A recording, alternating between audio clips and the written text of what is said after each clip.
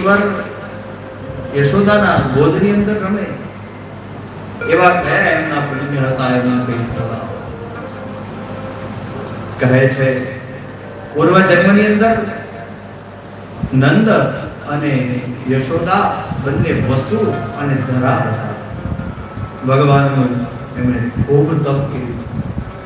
ભગવાન પ્રગટ થયા અને પ્રગટ થયેલા ઈશ્વરે બંનેને કહ્યું કે તમે મારી પાસે કંઈક માગો.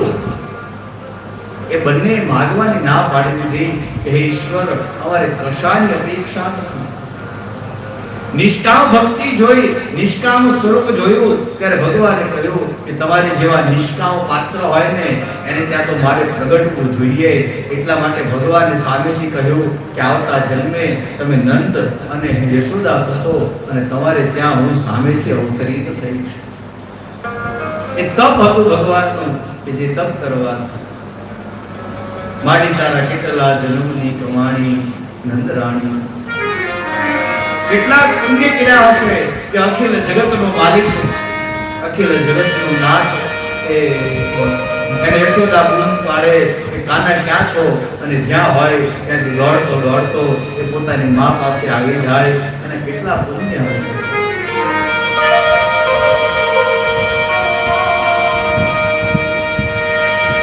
એ મારી તારા કેટલા એ જન્મની રે કહાની રે નંદરાણી તમારા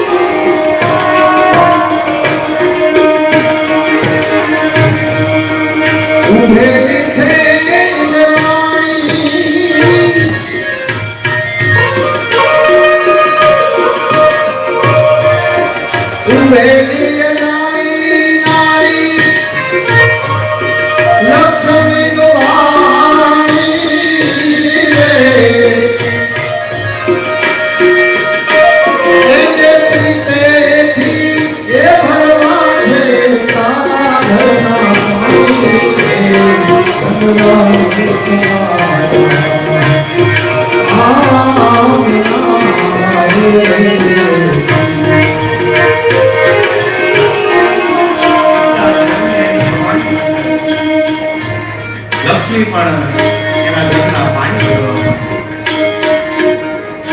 ઈશ્વર પૃથ્વી ઉપર સુકામ અવતરિત થાય. રાક્ષસોને મારવા માટે બોલે એ આ બધાને મારવા માટે ક્યારે અવતરિત થતો જ નથી.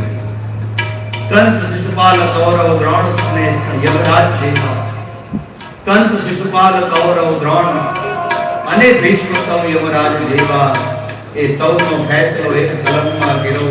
કહો કલમમાં કૃષ્ણજી કુશળ કહેવા. જો આ બધાને મારી શકતો હોય તો એ દેશને મારવા માટે અવતરિત થાય?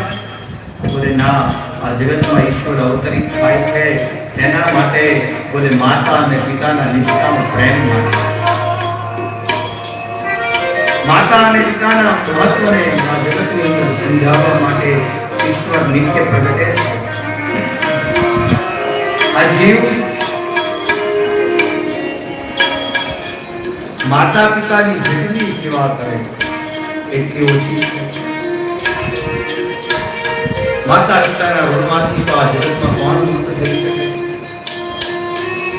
શરીર ઉપર રહેલી ચામડીને કાઢી અને ચપ્પલ બનાવી અને માતા પિતાના પગની અંદર પહેરાવીએ તો એના ઋણમાંથી જીવ ક્યારે મુક્ત થઈ શકતો?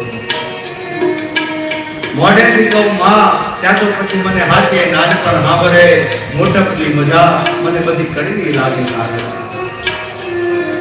એ તો એ અમૃતનું ઝાડ છે માતા અને પિતા કે જ્યાંથી માણસને હંમેશા વાત્સલ્ય